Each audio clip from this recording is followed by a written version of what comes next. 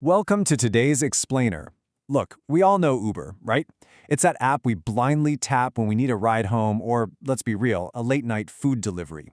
But what if I told you that familiar little icon on your home screen is secretly undergoing a massive transformation? Today, we're diving into how Uber is quietly setting itself up to not just participate in the autonomous vehicle future, but to absolutely dominate it. We are looking at a full-blown ecosystem battle.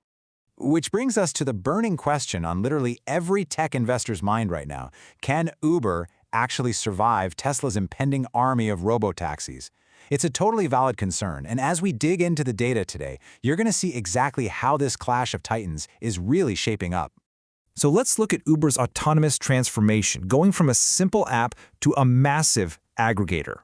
See, instead of bleeding billions of dollars trying to build their own customer acquisition networks from scratch, heavy hitters like Waymo, Rivian, BYD, and a bunch of other AV startups are making a highly strategic choice.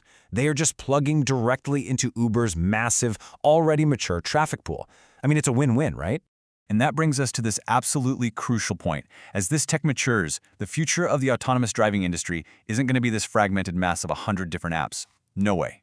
It's going to consolidate into a fierce duopoly, basically split right down the middle between Tesla on one side and Uber on the other. But Uber has a major hurdle. Let's talk about the Tesla price threat and how it's squeezing those margins.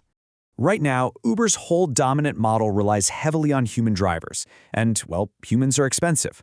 Contrast that with Tesla's full self-driving Pure Vision solution. If Tesla actually manages to drive their per-mile costs down to a fraction of what a human driver costs, Uber's traditional profit margins are going to face some massive vertical compression. It's a huge threat. Okay, but don't count them out yet. Let's look at Uber's defensive moat, specifically their aggregation and loyalty. Because their defense is already in motion. Get this, we just saw a tenfold, yes, a 10x year-over-year increase in autonomous vehicle orders directly on the Uber platform. They're not running from the AV revolution, they're actually scaling it at lightning speed. And here is the absolute genius of the aggregator model. Even if Tesla completely tanks prices, Uber can just seamlessly route your ride to whichever of its AV partners, whether that's Waymo or Rivian, is offering the lowest cost at that exact moment. Uber isn't afraid of autonomous driving. In fact, they are actively using these AV partners to boost their own profitability. Why? Because every time an AV completes a ride, Uber doesn't have to split that revenue with a human driver. But you know what the ultimate lock-in moat really is? Their subscriber base. We're talking 50 million Uber One subscribers who generate half of all the platform's orders. Think about it. If you've already paid your monthly membership fee and you're busy racking up points and rewards, you are not going to easily defect to a slightly cheaper Tesla robotaxi. Securing that massive market share early on is literally everything. Plus, there is a deeply human element at play here. Let's call it the psychology moat. In the short to medium term, full self-driving is still going to struggle with those chaotic, extreme edge cases out on the road.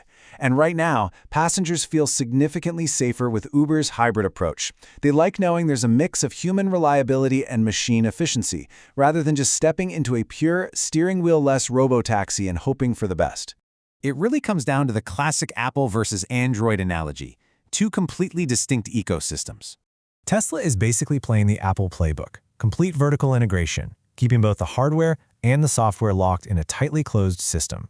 Uber, on the other hand, is the Android of this story. They are an open platform, welcoming multiple hardware manufacturers to leverage their massive user base and create an honestly unbeatable network effect. But we have to address the elephant in the room, the true existential risk, or what we call the third-party threat. Because the real long-term danger to Uber isn't just Tesla operating its own corporate fleet of robotaxis. No, the endgame threat is the moment Elon Musk flips a switch and allows any individual Tesla owner to rent out their personal car on a proprietary Tesla network. If millions of private cars suddenly become this decentralized, hyper-cheap ride-hailing fleet overnight, Uber's aggregator model is going to face its ultimate stress test. Ultimately, overcoming these massive existential risks comes down to pure leadership, vision, and execution. The right team can steer a company out of danger and turn these problems into huge opportunities. But it leaves us with one massive question to ponder.